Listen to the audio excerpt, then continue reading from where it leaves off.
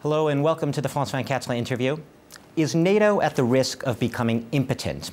Now, the US Defense Secretary suggested as much recently when he blamed certain members of the alliance for failing to pull their weight. Now, no surprise, he was referring, of course, to the NATO-led Libya campaign.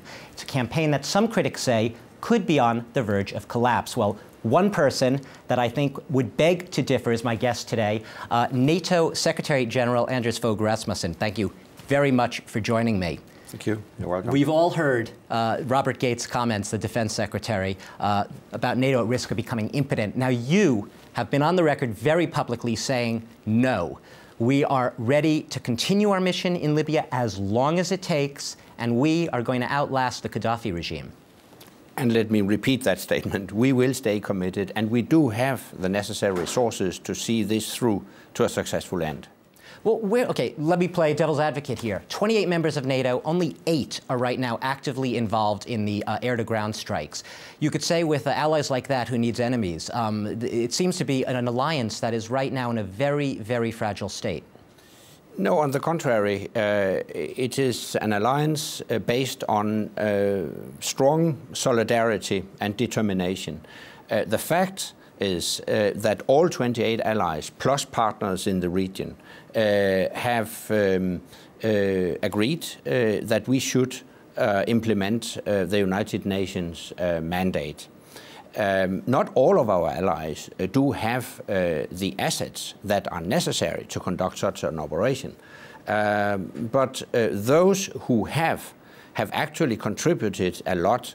I would like to see a broadened support for our operation, but we do have already now the assets necessary to conduct our operations. But let's break it down a bit, because obviously it's a complicated operation. There's an embargo aspect, there's the maritime aspect, there's the bombardment aspect. We have France and Britain, I believe, correct me if I'm wrong, about 80% of the air campaign at this point is 2 countries, 2 of the 28. That seems like a very, very lopsided alliance. No, on the contrary, usually we saw the Americans in the lead of all NATO operations. That was also criticized, and people considered it a weakness of the alliance that we couldn't do anything without a strong American leadership. This time, you see Canada and the European allies, plus partners in the region, provide the majority of the aircrafts and all naval vessels to conduct our operations. That's actually a clear signal of strength and solidarity.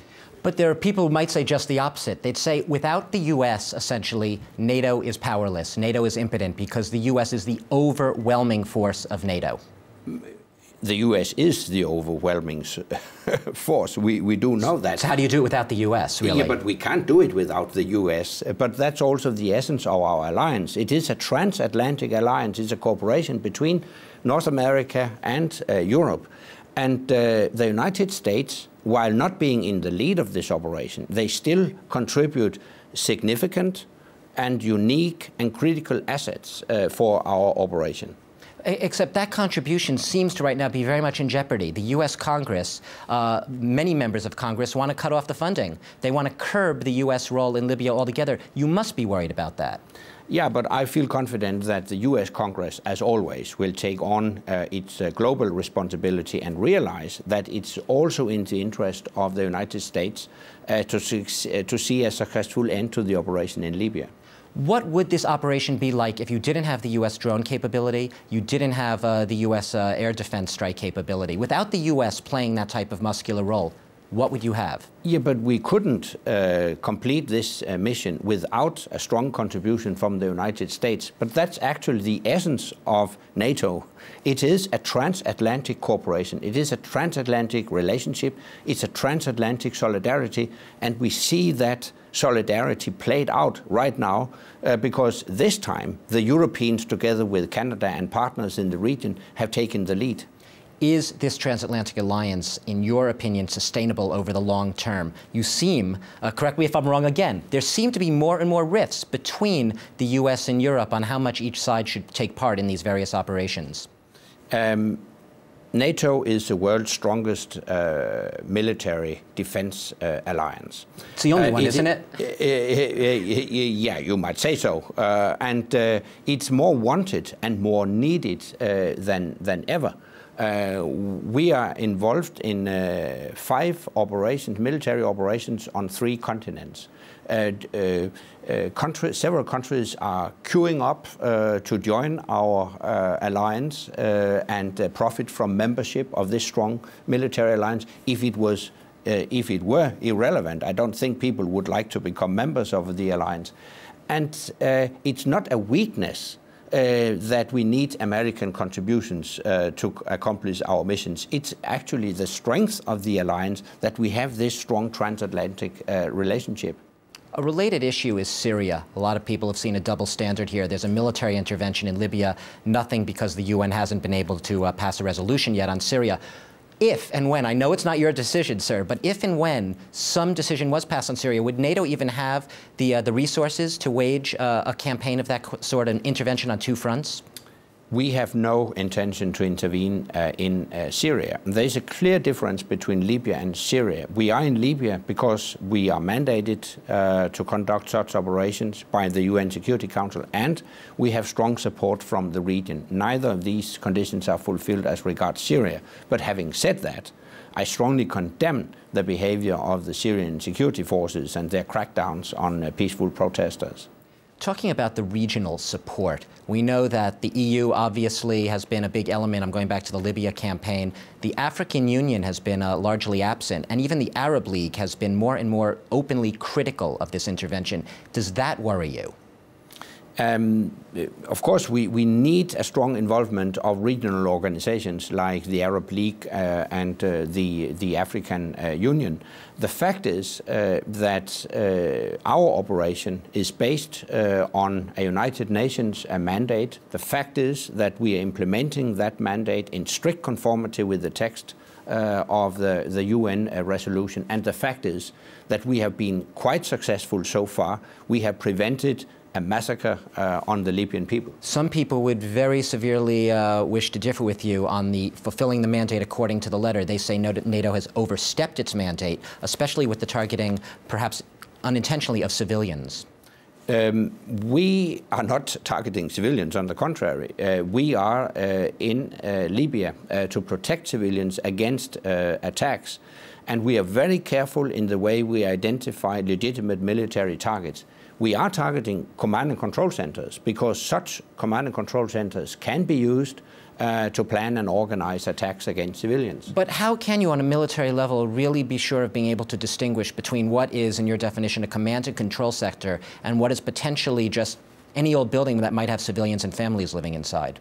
Of course, there's always a risk, not least taking into account that the Gaddafi regime has changed its tactics. They use civilian vehicles, they hide their weaponry in populated areas, they place bunkers near to children's playgrounds, they even use human shields. So of course there is a risk, but we are very careful to avoid civilian casualties. We are running out of time, and I'd like to ask you about the Afghan situation right now. President Barack Obama announcing the drawdown over the next year or so of over 30,000 troops. Where is that going to leave NATO in Afghanistan? I mean, do you expect others will follow with the drawdown? We are on track. The American decision follows the roadmap we agreed upon when we had our NATO summit in November last year. We decided to gradually hand over security responsibility to the Afghans starting this year and completed by the end of 2014. And the American decision is taken in full accordance with that roadmap.